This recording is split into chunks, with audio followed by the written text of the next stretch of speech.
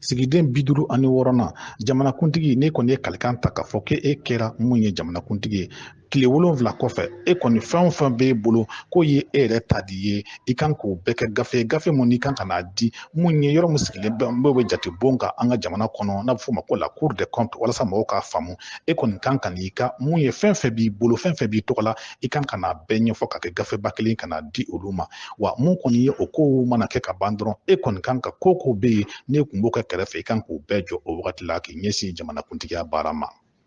wa mun y'o baarakɛ bɔndaba in ɲɛmɔgɔ ye n'a bɛ f'o ma cour des comptes ko kan ka jamanadenw ani jɛma ladɔnniya ko mun kɔni ye jamanakuntigi ye a kɔni ye ko bɛɛ bila sen kan mun ye a ka ɲɛfɔli kɛ ka na ni gafe ye mun ye a yɛrɛ ta ye fɛn mun ye fɛn minnu b'a tɔgɔ la k'a nana n'a bɛɛ ko ka n'a di olu ma sigiden 57 jamanakuntigi de bɛ mun ye gouvernement ɲɛmɔgɔ ale de b'o suganti k'o bila baara la wa o mana kɛ fɛn fana o wagati a b'o jɔ ale fana mun ye ani bɛnkan ani jamanakuntigi ni ɲɔgɔn cɛ o bɛ wulikajɔw kɛ ka ɲinini kɛ mun ye gouvernement baarakɛla tɔw n'o ye minisiri tɔw ye k'olu ta wa olu fana mana ta dɔrɔn u mana kɛ fɛn o fɛn o mana kɛ baarayɔrɔ fɛn fɛn o b'o jɔ k'u ɲɛsin mun ye jamana baarali ye ani gouvernement ka baara de ma